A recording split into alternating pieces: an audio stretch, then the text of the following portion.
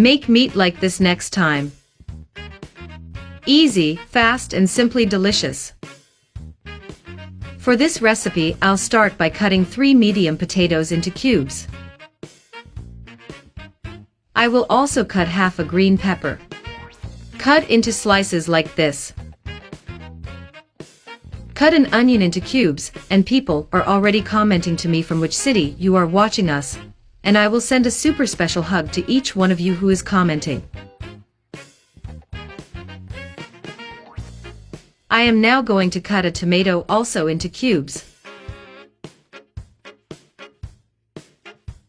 In a container, add a drizzle of olive oil, place the potatoes, and spread very well.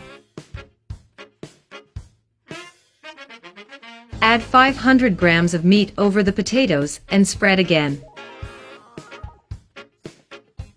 Put 6 cloves of garlic,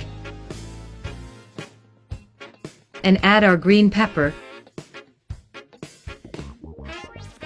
the onion that we cut,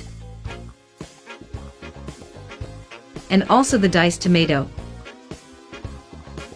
And we are going to mix all these ingredients very well on top, and this recipe is wonderful. I'm sure all of you who make it won't regret it.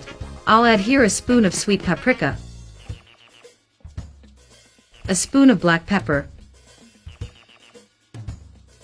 a spoon of salt,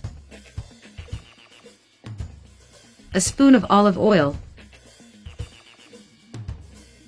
300 ml of water, a spoon of tomato sauce, and we are going to mix it very well.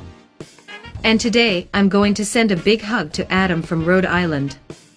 Thank you so much for always commenting, I appreciate it immensely. I'll now add it on top here, right? And spread it very well with your hands. Now just add a drizzle of olive oil.